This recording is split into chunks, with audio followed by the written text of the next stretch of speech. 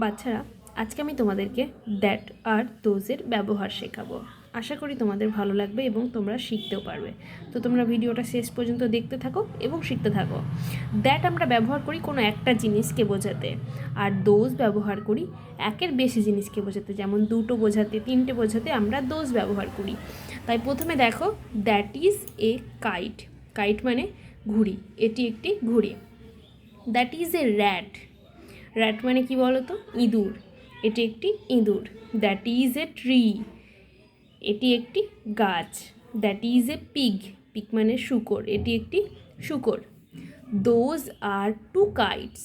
Those are two kites, যেহেতু এখানে দুটো কাইট আছে সেহেতু আমরা এখানে দোজ ব্যবহার করেছি। দোজ আর থ্রি র্যাটস, যেহেতু এখানে তিনটি ইঁদুর আছে তাই আমরা থ্রি ব্যবহার করেছি, three rats. Those are four trees. Those are five pigs.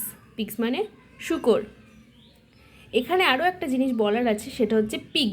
এখানে একটা পিগ আছে তাই এখানে পিগ, আর পরেরটাতে পিগস লেখা আছে। যেহেতু এখানে একের অনেক বেশি আছে তার জন্য আমরা পিগস লিখেছি, ঠিক আছে। Those are two birds. এখানে দুটো বার্ড মানে পাখি আছে তাই আমরা এখানে বার্ডস লিখেছি আর দোজ লিখেছি। Those are three Tigers. Tigers মানে সবাই জানো নিশ্চয়ই, টাইগার মানে বাঘ, তিনটি বাঘ। Those are four elephant. Elephant মানে হাতি। Those are five boats. Boats মানে নৌকা। আশা করি তোমরা শিখতে পেরেছো এবং তোমাদের ভালো লেগেছে।